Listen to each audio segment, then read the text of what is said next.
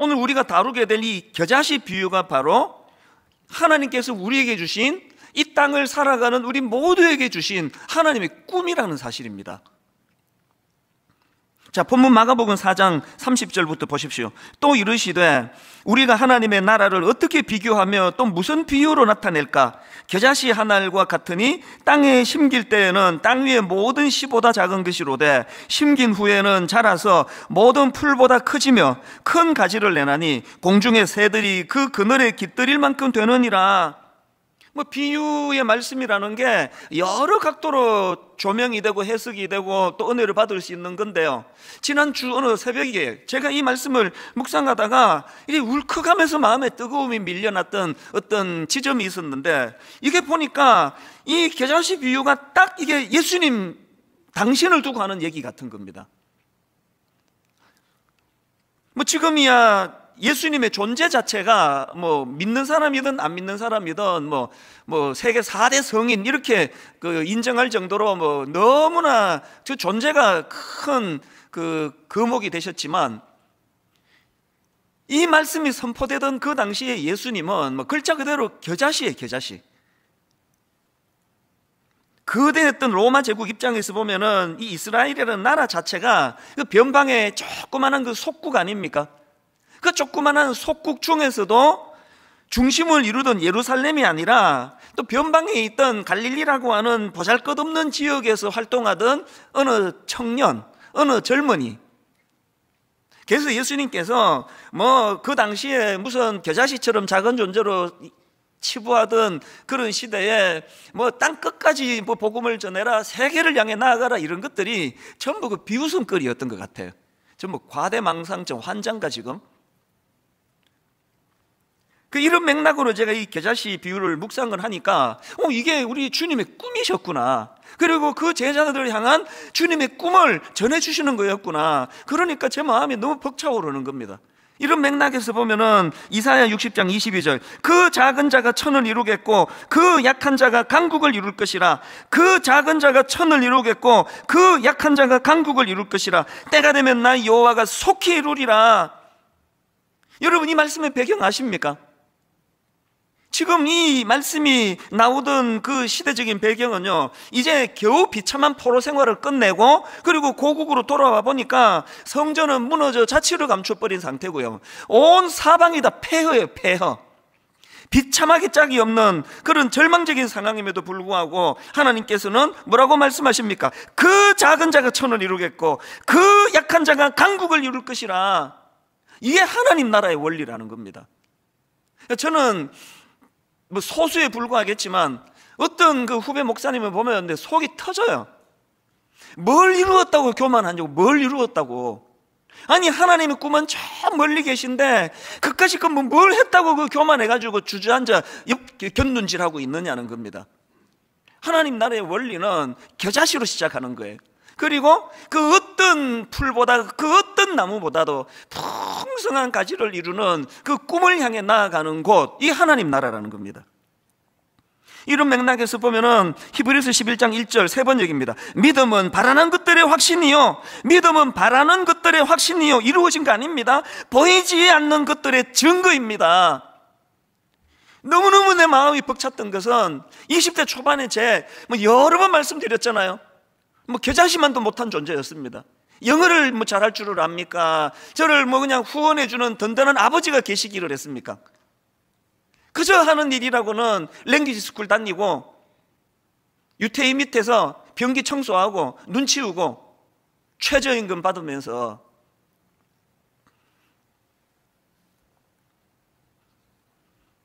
또 주유소에서 일할 때는 3교대 주유소, 24시간 오픈하는 3교대 주유소에서 밤 11시부터 아침 7시까지 밤을 콕박 새고 주유소에서 일하고, 그리고는 이제 씻고 바로 학교를 가는데 정신 말짱하게 들어도 그 미국 교수님 강의가 하나도 안 들어오는데 그렇게 밤새고 몽롱해가지고 무슨 대학을 내가 졸업하겠냐고요, 내가. 24시간 앉아가지고 지금 단어 외우고 해도 이게 지금 보캐블러리가 안 되는 입장인데, 그러니까 미국에서 아메리칸 드림을 이루는 건 그 다음 문제고, 이 대학을 졸업할 수 있는 상황이 아니에요. 너무너무 겨자씨처럼 초라하고 비참한 상황인데 하나님께서는 제 마음속에 무엇을 심어주시느냐. 오늘 본문 말씀, 아까 읽어드린 이 말씀에 빗대어 말씀을 드리자면 그 작은 자가 천을 이루겠고 그 약한 자가 강국을 이룰 것이라. 믿음은 바라는 것들의 확신이요 보이지 않는 것들의 증거입니다. 계속 꿈이 꿔지는 거예요. 계속 가슴이 벅찬 겁니다. 하나도 지금 내가 뭘 할 수 있는 이 현실을 뚫고 갈 수 있는 게 하나도 없는데, 여러분 이게 하나님 나라예요. 이게 믿음의 세계예요. 오늘 본문에 나오는 이 겨자씨 비유도 이런 맥락으로 읽어야 하는데요, 오늘 우리가 본문으로 삼은 이 본문 말씀은 크게 세 단락으로 나누어져 있습니다. 첫 번째 단락은 21절부터 25절까지 말씀인데요, 이 첫 번째 단락의 핵심을 한마디로 정리하면 이렇습니다. 하나님의 말씀을 좀 주의 깊게 들으라. 이 첫 번째 단락의 강조점입니다. 자, 21절 22절 또 그들에게 이르시되 사람이 등불을 가져오는 것은 말 아래에나 평상 아래에 두려 함이냐 등경 위에 두려 함이 아니냐. 드러내려 하지 않고는 숨긴 것이 없고 나타내려 하지 않고는 감추인 것이 없느니라. 이 말씀의 핵심은요, 하나님의 나라의 비밀은 감추어 두는 데 목적이 있는 게 아니다. 가능한 한 널리 알리는 데 목적이 있다. 그 내용이고요. 그 다음 24절도 마찬가지입니다. 또 이르시되 너희가 무엇을 듣는가 스스로 상가라. 너희의 헤아리는 그 헤아림으로 너희가 헤아림을 받을 것이며 더 받으리니. 이 말씀은 너희에게 무슨 말씀이 들려지든지 주의해서 들어야 한다. 이걸 강조하는 말씀이거든요.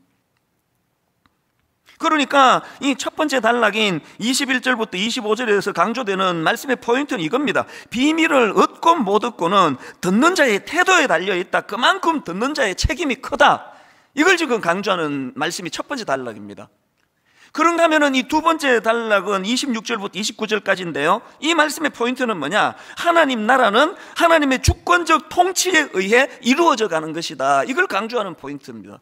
자, 26절 또 이르시되 하나님의 나라는 사람이 씨를 땅에 뿌린 것 같으니 그가 밤낮 자고 깨고 하는 중에 씨가 나서 자라되 어떻게 그리 되는지를 알지 못하느니라. 땅이 어떻게 해요? 스스로 열매를 맺되.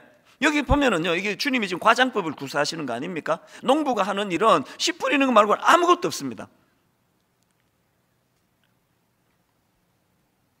농부는 그냥 씨만 뿌리는 것뿐이고 씨가 자라는 과정에서는 농부의 상관과 아무 연관없이, 열심과 상관없이 그렇게 스스로 자란다. 그래서 이제 여기서 강조되는 게 뭐냐? 하나님의 나라는 인간의 노력과 수고에 의해서 인위적으로 만들어지는 것이 아니라 오직 하나님의 주권과 통치와 다스리심에 의해서 이루어져 가는 것이다. 이걸 지금 강조하는 것이거든요. 저는 이 말씀을 묵상하면서 요즘에는 이제 올 연말이면 29교회로 이제 분립이 되다 보니까 저의 개척 초기 생각이 많이 납니다. 제가 이 말씀을 묵상을 하는데, 여러분 분당 우리교회 개척 이후로 지난 19년의 세월 동안 이 말씀을 누가 부인하겠느냐고요. 인간이 했습니까? 하나님이 더 유능한 우리 동기 목사님도 많고 제 아는 목사님만 해도 뭐 어마어마한 사람이 많은데 왜 이렇게 어리버리한 저를 담임 목사로 세우셨나? 성도도 헷갈리지 말라고. 너무 유능한 목사님이 목회하면 헷갈릴 거 아닙니까? 저게 하나님이 한 거요, 저 목사가 한 거요. 우리 교회 성도는 갈등 아무도 없습니다. 설마 제가 했다고 생각하는 분 계시다면 인간적으로는 기분이 좀 좋습니다만 그분은 약간 몽롱하신 분 아닙니까? 이거 헷갈리시면 안 됩니다. 그래서 저는 분당 우리에게 19년을 요약하는 말씀은 잠언 16장 9절이라 생각합니다. 사람이 마음으로 자기의 길을 계획할지라도, 사람이 마음으로 자기의 길을 계획할지라도 그의 걸음을 인도하는 이는 여호와시니라. 이 30도 딱딱 숫자도 못 맞추는 게 인간의 계획이에요.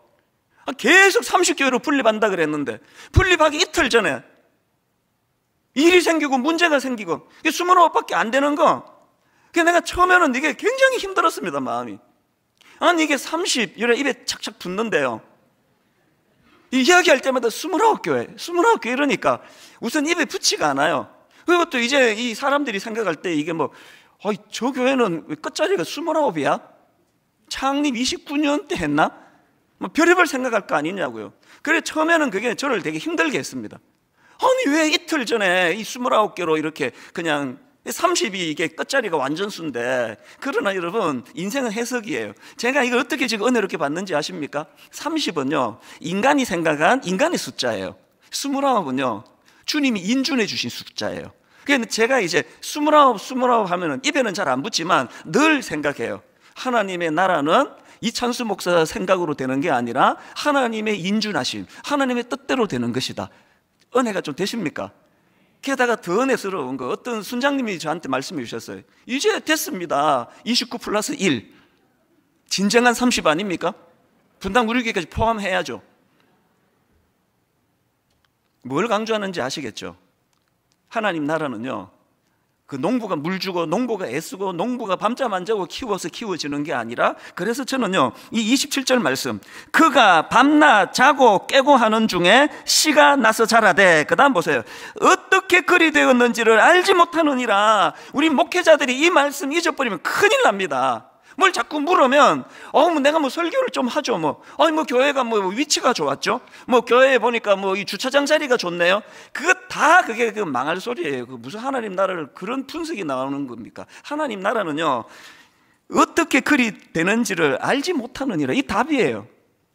목사가 똑똑한 순서대로, 목사가 고학력의 순서대로 그렇게 교회가 성장할 것 같으면은 그게 무슨 교회입니까? 그게 회사고 뭐 그 스티브 잡스가 목회를 해야죠. 그러면 하나님의 나라는요 농부가 애써서 자라게 하는 게 아닙니다. 그래서 제 입에서, 여기 우리 순장님들 모든 중직자들 입에서 이 27절을 선포해야 됩니다. 그가 밤낮 자고 깨고 하는 중에 씨가 나서 자라되 어떻게 그리 되는지를 알지 못하느니라. 여러분의 가정이, 분당 우리 교회가, 이 땅의 수많은 교회가 하나님의 은혜 아래 이렇게 겸손하게 고백하게 되기를 원합니다. 그런가 하면 또 하나, 28절을 보십시오. 땅이 스스로 열매를 맺되 처음에는 싹시요, 다음에는 이삭이요, 그 다음에는 이삭의 충실한 곡식이라. 여러분 여기 순리가 보이세요? 순리가? 하나님 나라는 순리예요. 지금 코로나19를 위시해가지고 막 온갖 지금 기상이변 뭐 이런 모든 것들이 인간의 탐욕에서 나왔다는 건 이미 다 알고 계시잖아요. 교회가 왜 어려우십니까? 순리를 어긋나게 하니까 그래요. 인간의 탐욕이 들어가면 이 순리를 자꾸 벗어나려고 그럽니다. 저는 물 철학, 물은요 지가 흐를 물줄기를 본인이 만들어가는 게 아니에요. 하나님이 만들어 놓으신 물줄기에 낮은 곳을 따라 그냥 흐르는 게 물 아닙니까?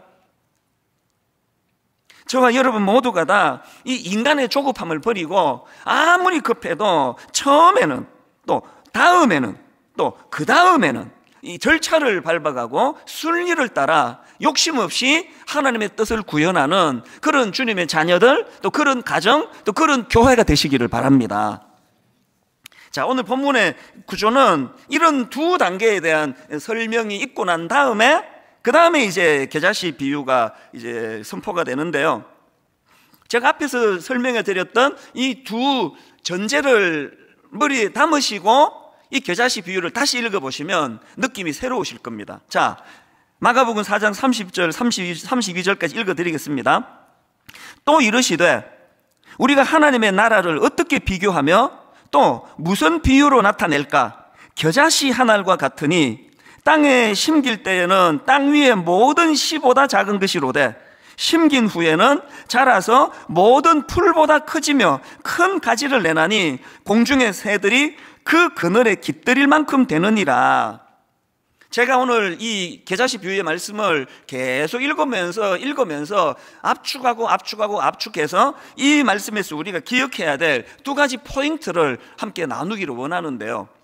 자, 여러분, 이 겨자씨 비유에서 기억해야 될 두 가지 포인트 중에 첫 번째가 뭐냐? 첫째는요, 이 32절에 나오는 말씀 그대로 인용했습니다. 심긴 후에는 자라서 모든 풀보다 커지며 큰 가지를 내나니. 자, 31절 32절 세 번역. 겨자씨와 같으니 그것은 땅에 심을 때에는 세상에 있는 어떤 씨보다도 더 작다. 그러나 심고 나면 자라서 어떤 풀보다 더 큰 가지들을 뻗어. 여기서 강조가 지금 뭐가 확 느껴지십니까? 지금 시작과 결과의 대조가 강조가 되어 있지 않습니까? 그래서 주님이 가장 작은 출발을 강조하기 위하여 겨자씨를 지금 설명하는 거 아닙니까? 시작과 결과의 대조, 이게 지금 강조점이라고 한다면 겨자씨와 같은 초라하기 짝이 없는 작은 시작과 그 어떤 나무보다도 더 큰 가지를 뻗는 풍성한 결과, 이 시작과 결과가 강조가 되고 이것을 이루시는 분이 하나님이시라는 것이 강조되는 거거든요. 앞에서도 말씀드렸듯이 지금 이 말씀이 선포되던 그 당시에 예수님과 그 제자들은 겨자씨만도 못한 존재로 그렇게 사람들에게 인정받지 못하던 그 상황 아닙니까? 그랬던 주님과 주님이 선포하셨던 그 하나님 나라가 2000년이 지난 지금 그 당시로는 상상을 할 수 없는 어마어마한 큰 나무가 되고 가지가 되고 그늘이 되어 쉼을 누리게 해주는 결과를 가져온 거 아닙니까? 사실 주님이 주시는 이 꿈은요, 이 신구약 전체를 어우러는 위대한 하나님의 꿈인데요, 이런 맥락에서 본다면 이 꿈은 구약에 나오는 믿음의 조상 아브라함부터 시작이 된 거 아니겠습니까? 여러분, 아브라함이 받은 약속의 말씀 아시죠? 창세기 22장 17, 18절. 내가 너에게 큰 복을 주고 너의 씨가 크게 번성하여 하늘의 별과 같고 바닷가의 모래와 같게 하리니 내 씨가 그 대적의 성문을 차지하리라. 또 내 씨로 말미암아 천하 만민이 복을 받으리니 이는 내가 나의 말을 준행하였음이니라 하셨다 하니라. 지금 아브라함이 이 약속의 말씀을 받을 때는요, 무슨 바닷가의 모래는 고사하고 하늘의 별은 고사하고 자식이 한 명도 없을 때예요.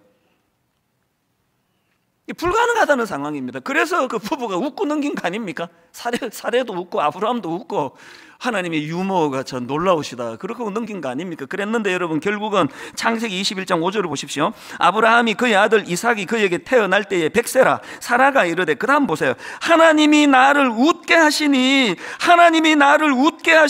듣는 자가 다 나와 함께 웃으리로다. 맨 처음에 사라의 몸에서 아들이 태어나리라 했을 때 웃고 넘겼던 그 웃음은 비웃음이에요. 그 비웃음이 너무나 기쁘고 감사한 감격의 웃음으로 바뀌어지는 거, 겨자씨 비유 아닙니까? 제가 아까 20대 때 이야기 해드렸잖아요. 쓰레기 치우고 변기 청소하고 눈 오면 눈 치우고 3불 35전 그 당시 최저임금 받아가지고 생계도 안 되는데, 제가 그때 내 친구들 만날 때마다 나는 이제 30년 뒤에 한국에서 분당 우리 교회를 개척하고 어마어마한 사람들이 모여들고 이제 1만수도 파서 운다는 꿈을 꾸고, 이 꿈을 가지고 가평 우리 마을을 사회에 환원하고 이러면요, 저 병원에 입원해야 돼요.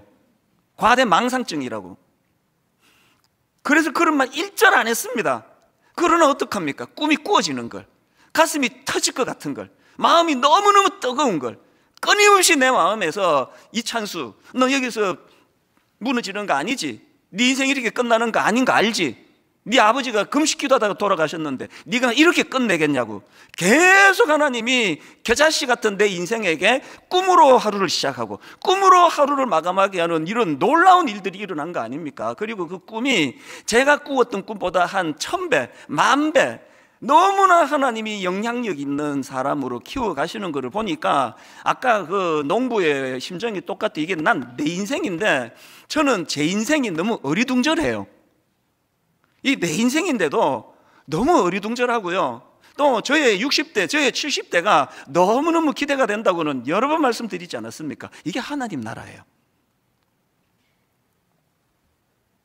하나님께서 지금은 겨자씨처럼 작고 보잘것없는 우리들에게 그 인순이 씨가 노래로 불렀던 그 거위의 꿈, 절대로 날 수 없는 초라한 거위에 불과하지만 그 꿈을 향해 달려가기를 원한다면 아까 그 노랫말은 그야말로 저는 복음성가라고 해도 틀리지 않다고 생각합니다. 저는 그 노래말 중에서 너무나 현실성 있게 와닿았던, 그리고 또 너무 좀 화가 났던 게 뭐냐면은 이렇게 이야기합니다. 헛된 꿈은 독이라고, 세상은 끝이 정해진 책처럼 이미 돌이킬 수 없는 현실이라고. 맨날 이 세상이 젊은이들에게 떠들어대는 소리 아닙니까? 운명이라는 게 있다고, 세상은 끝이 정해진 책처럼 돌이킬 수 없다고. 무슨 학교가, 무슨 사회가 이 다음 세대들의 꿈을 이런 식으로 짓밟아버리는 사회가 이게 정상입니까? 이게 저렇게 마음의 분노를 가지게 만드는 게 이 땅이라면 이런 때일수록 교회가 정신을 차리고, 맞아, 네 생각이 옳아, 헛된 꿈은 독이 아니라고, 세상은 끝이 정해진 책처럼 돌이킬 수 없는 게 아니라 예수 그리스도의 십자가로 말미암아 그 모든 운명 같은 끝을 다 주님이 지워버렸다고. 교회가 이 기능을 빨리 되찾아야 된다고 저는 생각을 합니다. 이게 본문에서 기억해야 될 첫 번째 교훈이고요. 그런가 하면은 두 번째 교훈이 뭐냐? 32절 뒤에 있는 걸 그대로 인용했습니다. 그 그늘에 깃들일 만큼 되느니라. 그 그늘에 깃들일 만큼 되느니라. 32절. 심긴 후에는 자라서 모든 풀보다 크지며 큰 가지를 내나니 공중의 새들이 그 그늘에 깃들일 만큼 되느니라. 작년 이맘때 제가 마태복음 13장을 본문으로 겨자씨 비유를 한번 설교를 했던 기억이 있는데요. 그때는 마태복음 13장 32절입니다. 이는 모든 씨보다 작은 것이로되 자란 후에는 풀보다 커서 나무가 되매 공중의 새들이 와서 그 가지에 깃들이느니라. 마태복음에서는요, 공중의 새들이 가지에 깃들인다고만 되어 있는데 오늘 본문 마가복음에서는 한 걸음 더 나아가 새들이 왜 깃드는지 이유를 설명하고 있습니다. 본문 32절. 심긴 후에는 자라서 모든 풀보다 크지며 큰 가지를 내나니 공중의 새들이 그 그늘에 깃들일 만큼 되느니라. 새들이 그 하나님 나라 그 큰 나무에 왜 모여든다고요? 그늘이 있기 때문에. 그늘. 그래서 제가 작년에 마태복음을 묵상하면서 받았던 은혜가 떠오르면서 이 그늘을 생각하는데 막 마음이 너무 뜨거워지는, 이 찬양이 저를 막 눈물을 흘리게 만들었습니다. 십자가 그늘 아래 나 쉬기 원하네.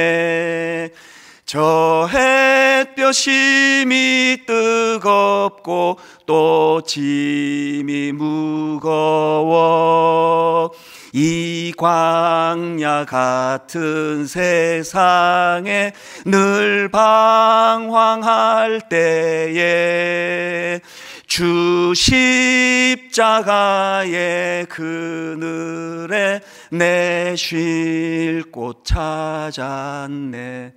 이 찬양이 왜 제 눈물인지 아세요? 20대 초반의 주중에는 삶 자체가 절망이에요. 영어를 할 줄을 압니까? 대학을 졸업할 희망이 보입니까? 비빌 데가 한 군데 있습니까? 유태인 가게에서 일할 때는 전부 다 유태인들이에요. 유태계 미국 사람들. 허드렛일 시키려고, 눈 치우고 이런 일 시키려고 저 하나를 딱 써가지고 영어 못하니까 자동으로 왕따예요. 하루 8시간이 시간이 얼마나 긴지 아십니까? 저를 살려준 게 주일날이고요, 저를 살려준 게 교회입니다. 눈 빠지게 기다리는 게 주일날. 교회가 왜 살아야 되는지 아십니까? 젊은이들의 그늘을 만들어줘야 되기 때문이에요.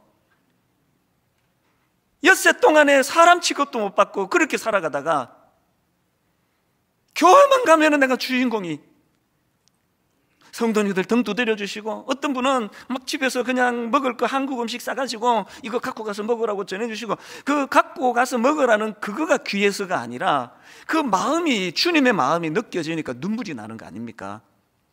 그리고 말씀을 들으면서 늘 그 위의 꿈, 말씀을 들으면서 늘 겨자씨의 꿈, 그 꿈을 가지고 죽고 싶을 때도 많았고요, 아침에 일어나도 눈 뜨고 싶지 않을 때도 많았고요, 이 지긋지긋한 생활을 내가 언제 끝낼 수 있는가 절망할 때도 많았지만, 그럴 때마다 그야말로 오늘 32절, 심긴 후에는 자라서 모든 풀보다 크지며 큰 가지를 내나니 공중의 새들이 그 그늘에 깃들일 만큼 되느니라. 이 말씀을 통해 저는 두 가지 숙제를 부여받았습니다. 이게 여러분 모두의 숙제예요. 첫 번째 숙제는요, 여러분 주님의 이 호의, 우리가 먼저 그 주님이 제공해 주시는 그 그늘을 누리셔야 돼요. 호의를 베풀어 줄 때, 난 정말 우리나라 사람들 내 마음에 안 드는 게 하나 있는데요, 남한테 베풀지도 못할 뿐만 아니라 베푸는 거를 호의로 받지를 못해요. 그 교회로 가다가 보면은 여기 무슨 백화점 하나 있잖아요. 그 지나가면은 저는 문을 받쳐줘요. 조금만 뒤에 누가 오면은 문을 받쳐주면요, 아니 지금 이렇게 열게 돼 있는데 문을 받쳐주는데 고맙다 그러고 지나가면 되는데 꼭 저쪽 걸 지가 열고 가. 그럼 내가 뭐가 되느냐고, 내가 얼마나 민망해요. 근데 진짜 이해가 안 돼요. 호의를 베풀지를 못하니까 호의를 받을 줄도 모르는 겁니다.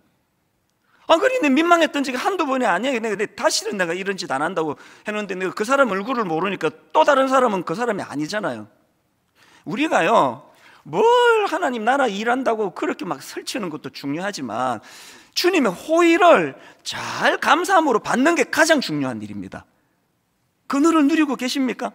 여러분, 주님이 제공하시는, 그래서 이 광야 같은 세상에 늘 방황할 때에 주 십자가의 그늘에 내 쉴 곳 찾았네, 이 은혜를 못 누리고 계시면 그거는 하나님 앞에 도리가 아닙니다.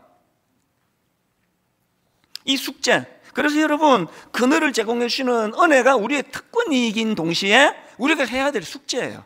잘 누리는 거. 그런가 하면 두 번째 숙제가 뭡니까?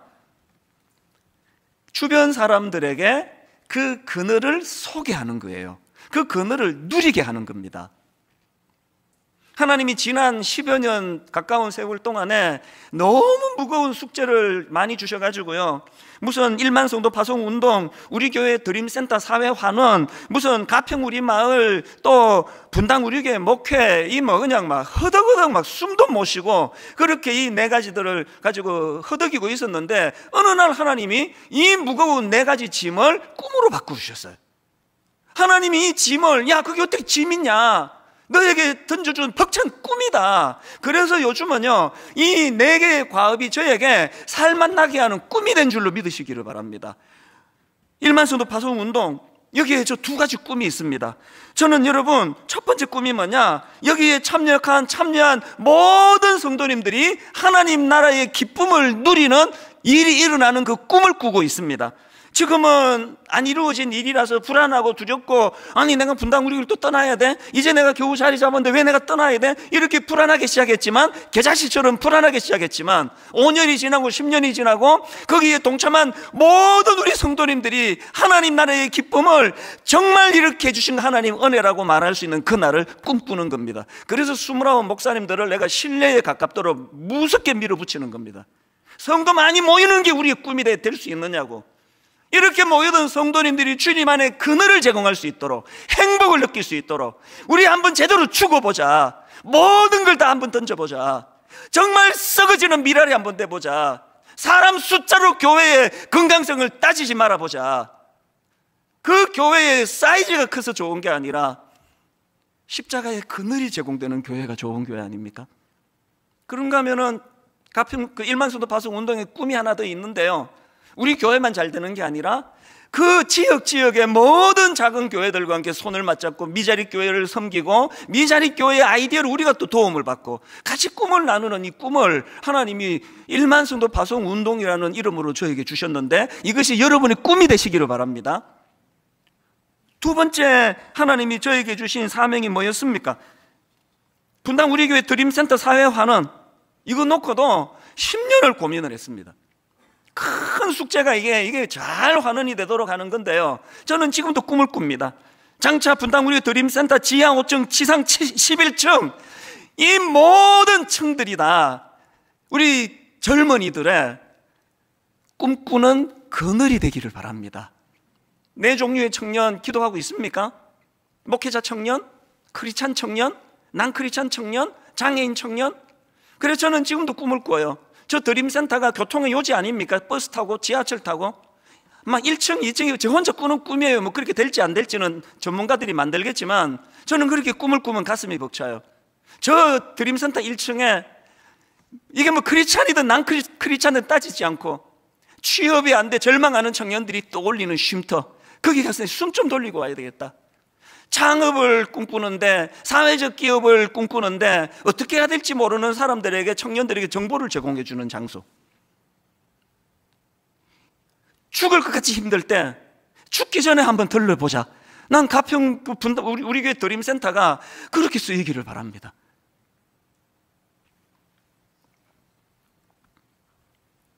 세 번째 하나님이 저에게 주신 숙제가 꿈이 됐는데, 그건 가평 우리 마을입니다. 할머니 권사님의 상상을 초월하는 그 큰 금액으로, 또 그 소리를 듣고 가평에 2만 평의 땅을 허락해 주신 그 성도님의 헌신으로 시작이 돼서 제가 가위를 누를 것처럼 괴로웠던 게, 이게 이분들에게 기쁨이 돼야 될 텐데 아니면 교회 수양관 만들려고 내가 땅 줬습니까? 이렇게 될까 봐. 그런데 여러분, 그 과정에서 하나님이 너무나 놀라운 꿈을 주셨습니다. 이 믿어지지 않은 일이 자꾸 일어나는 거 아닙니까? 건국대, 그 당시 건국대 교수 강병근 교수님이 설계로는 그 분야의 한 분야의 대가 전문가라고 하는 이런 분이 이 꿈을 같이 나누기 위해 가지고, 지금까지 여러분 그 뿌띠 프랑스를 그 설계하신 분이라고 말씀드렸잖아요. 지금까지 돈 한 푼 받지 않고 모든 걸 꿈으로 재능 기부로 하시고 설계가 다 이루어졌는데, 가평 우리 마을에 일주일에 한 번씩 현장을 진두지휘하시면서 돈 한 푼 받지 않습니다. 이게 어떻게 가능합니까, 이게? 그런가 하면은 또 이제 뭐가 막막할 때에, 아니 이랜드의 박성수 회장님이 제가 한번 만나보기를 했습니까? 뭐 요청을 한번 하기를 했습니까? 이게 왜 이랜드 회장님의 꿈이 되느냐고요. 중진 직원 2명을 파송을 해줘가지고요, 그 중진 2명이 이끌어가는 그 방향으로 가평이 이제 제대로 자리가 잡히기 시작한 거거든요. 아니 히즈빈스라고 하는 엄청나게 지금 잘 되고 있는 사회적 기업을 하고 있던 임정택 대표가 왜 가평 우리 마을로 와가지고 그런 실행 책임자가 돼야 되는지 저는 잘 상상이 가지 않습니다. 왜 이런 일이 가능하다고요? 하나님은 가평 우리 마을이 지친 이들, 약자들, 그들의 그늘이 되기를 원합니다. 저 헌금 강조하지 않는 거 아시죠? 저는 오히려요, 이게 뭐 교회가 준비도 안 됐는데 헌금 많이 들어올까 봐 좀 두려워하는 사람이, 그 직무유기가 되니까. 이제 저는 하나님의 마음을 읽기 시작했습니다. 그리고 이제 자신이 붙었습니다. 가평 우리 마을은요, 장애인과 비장애인이 어우러져서 그늘을 만들어주는 곳. 가평 우리 마을은 위크니스라는 컨셉을 잡았습니다. 이 땅의 모든 약한 자들이, 지친 자들이 하나님이 만들어주시는 영적으로, 정신적으로 쉼터가 될 줄로 저는 확신합니다. 그래서 제가 오늘부터 가평 우리 마을 헌금을 제가 이제 선포하기를 원합니다. 조금 여유가 있으신 분들은 진짜 인색하게 그러지 마시고요, 홈페이지에 오시면 계좌번호가 있으니까 지금도요 너무나 고마운 십시일반 헌금이 이루어지고 있지만 턱없이 모자랍니다. 이제 우리가 함께, 이거는 분당 우리교회가 아닙니다. 곧 재단 만들어 내놓을 거예요. 그리고 29교회가 함께, 그리고 29교회만이 아닙니다. 이 땅의 모든 교회들에게 정말 하나님 이 쉼터가 하나 만들어지면, 이게 전라도에도, 경상도에도, 충청도에도 이런 쉼터들이 만들어지기를 원합니다. 꿈꾸면서 지금 가평 우리 마을을 준비하고 있거든요. 저는 오늘의 말씀의 결론을 찬송가 490장으로 맺기 원합니다. 주여 지난밤 내 꿈에 배었으니 그 꿈 이루어 주옵소서. 밤과 아침에 계시로 보여주사 항상 은혜를 주옵소서. 2절에 보니까 마음 괴롭고 아파서 낙심될 때 내게 소망을 주셨으며, 마음 괴롭고 아파서 낙심될 때 내게 소망을 주셨으며, 내가 영광의 주님을 바라보니 앞길 환하게 보이도다. 심긴 후에는 자라서 모든 풀보다 크지며 큰 가지를 내나니 공중의 새들이 그 그늘에 깃들일 만큼 되느니라.